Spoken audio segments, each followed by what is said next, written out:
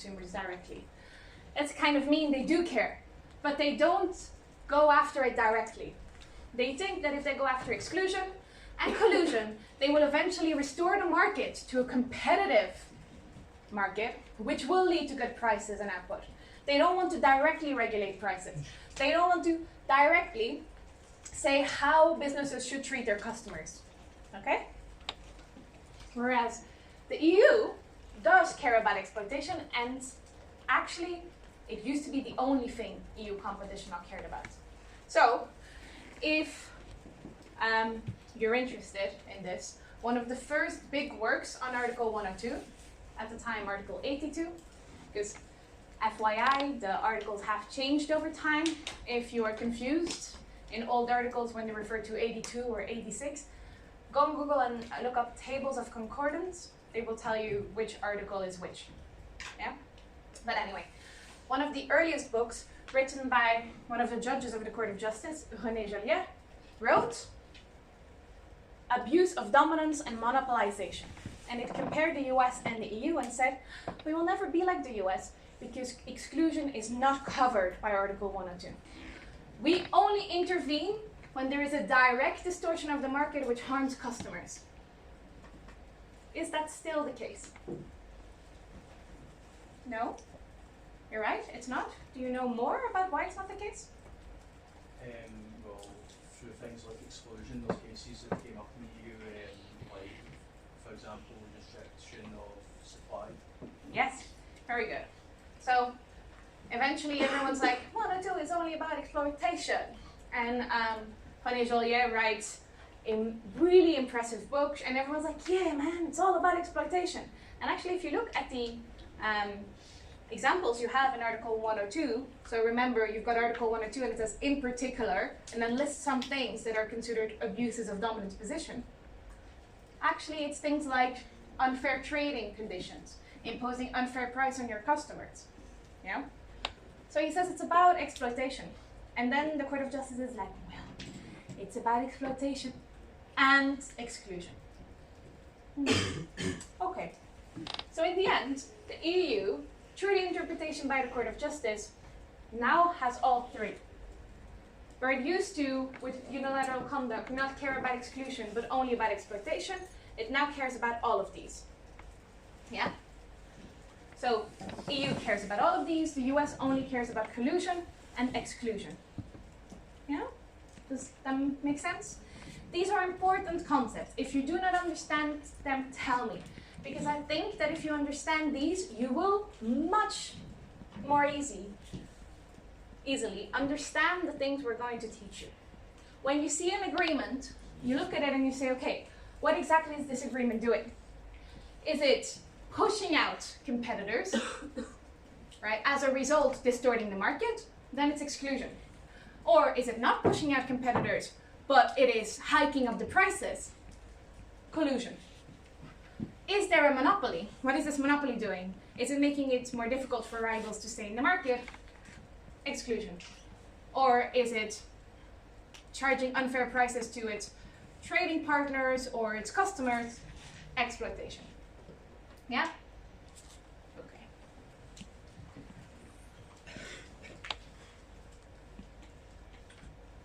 All right. And then another concept that you need to know is the difference between, yes? Just have a question. Of course. I don't know if I get it wrong, but right, but is exploitation also if the firm like lowers its prices so that other firms can't compete with that as well? That's a good question. Harm consumers. Right, that's a good question. So you've answered your own question. Is that exploitation or exclusion? Or exclusion. Yes, so the way to understand the difference is what is it doing in the first place? So all of these will ultimately affect prices, right? All of these behaviors will have an impact on output. But the question is the way the company is doing this, is it doing it by directly changing prices to harm consumers? Or is it doing something in order to push out its rivals? Right? Is it the direct harm or an indirect harm? Yours is an indirect harm. You're not harming consumers by lowering their prices, right? Low prices are good for consumers. But you're doing it so you can push out your rivals And eventually, when those rivals have been pushed out, you can hike up your prices and harm consumers that way. But it's not what you're doing now, but it might be an indirect consequence. Does that make sense? Do you all understand that? Do you understand why low prices might be bad? No. We'll talk about this. Predatory pricing is the idea that companies are putting their prices very low, not because they love their consumers, but because they know all the other smaller companies won't be able to afford that, they will go out of business, and then when they are the only ones standing, the monopoly, they will hike up their prices really, really high. Yeah? Predatory pricing is a very, very interesting one. A way you might see the difference between the EU and the US is there's a lot of cases about pharmaceutical companies and the prices they charge for medicine. In countries like Belgium and France, we won't have had the same outrage because our medication is paid for by the government for most of them. But in countries where you don't have the medication paid for by the government, there was a massive outrage because some pharmaceutical companies from one day to the other increased their price by 10,000%. In the US, that's not a problem. In the EU, it is. It's exploitation and it's illegal. Right? You see the difference? All right, let's talk about the rule of reason versus per se. I told you the Standard Oil case was the first case where the Supreme Court said not all restraints of trade are illegal, only those that are unreasonable. This ruling eventually morphed in what we now call the rule of reason. The rule of reason is the idea that you have to look at the effects of a particular conduct on the market. And only if those effects are harmful on the market is the behavior illegal. This is what you would think would always happen in a case, right? There's particular conduct, and you look at it and you say, it has harmed competitors, it has pushed out competitors, the prices have gone up, and so on. But you also have a category called per se. What does per se mean? Per se anti-competitive conduct. Hardcore restrictions? Yes, hardcore restrictions. So we don't look at the effects of the conduct.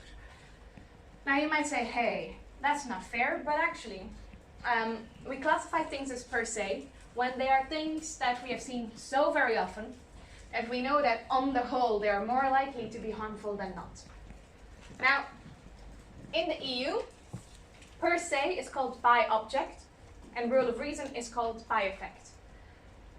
I will tell you more about these because they're not exactly the same. The way we've understood them in the EU and the US differs. But in theory, if it's by object or per se, we don't analyze the effects of certain conduct. We look at it, we say, look, this is a hardcore price fixing cartel. We know that 99% of the time these are bad. Therefore, we condemn them. You can never do this. Now, it actually has some benefits for companies, right? Because they know in advance, if I do this particular thing, I will be punished. As opposed to under a rule of reason analysis or a by-effect analysis, they have to hire economists and lawyers, go to the court and be like, actually what we did on the whole led to 0.001 increase in price, but then it led to 0.002 increase in innovation, so it's actually good, you know? Ugh. So per se.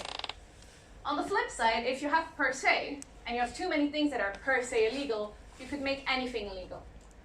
You could say all conduct by companies is bad, and you can't prove that it's good. We're not giving you any room to prove that it's good. This is where the EU and the US differ. If something is per se illegal in the US, it is illegal, you have no defense for it, right? The moment something is classified as per se, you can do it, and if you do it, you'll be punished, and you have no excuse. You can't say we did it because it protects the environment, or we did it because it increases innovation. If it's per se, it's illegal. Whereas in the EU, if it's by object, you theoretically can still defend yourself. So it's quite interesting. We will look at how this works in practice more in the lectures, but these are two concepts to understand. Per se, you condemn something without looking at its effect, right? Whereas rule of reason is when you do look at the effects. You have to do a full-blown economic analysis. Yeah? Does that make sense? You're still with me? Cool. Alright, so what I want you to do before any class, so we're going to talk about agreements. Now, the next time you see me, we'll talk about economics, but after that, we'll talk about agreements. First, horizontal agreements, then vertical agreements. Then we'll talk about monopolization through price and monopolization through non-price abuses. What I want you to do before every class, and I swear, I'm saying this for your own sake, is say, is this exploitation, exclusion, or collusion? Because if you know that before you come into class, or have even attempted to understand it, you will be much better positioned to understand what I'm telling you in the lecture, and it'll be much easier for you to understand this module. I don't want a repeat of what I've seen in other years, where students are just like, I'm trying to understand intra-brand economics. I'm like, yes, but why? The same thing for mergers. Vertical and conglomerate mergers. They talk a lot about inter-brand versus intra-brand restraints. But if you then ask a student, all right, there's an inter-brand restraint, so why does that make this merger illegal? They're like, like, all right, well, we failed as teachers, okay? You had 100% on your exam, but you just parroted and you have no idea. So you'll be a lousy lawyer. Great. We're making you go into the world actually knowing what you're talking about. Otherwise, you'll bring shame on this university. Don't bring shame on this university. All right, any questions? I know you'll all go and look up history of competition law now. Yeah. When you said we should think about this question, what did you relate to reading or cases? Or? Yeah, so when you prepare for vertical agreements, for example, you look at your textbook and the Hovenkamp one when you do US stuff, and it'll explain why vertical agreements are a problem and so on. And I want you to think about, they're talking about restriction of intra-brand competition, which is something important for vertical agreements. But why is it important for vertical agreements? Why do we care about the fact that this agreement restricts intra-brand competition? Is it because it leads to collusion, exclusion, or exploitation? Which one? Yeah? Cool. All right. Well, you are free to go. 还是不是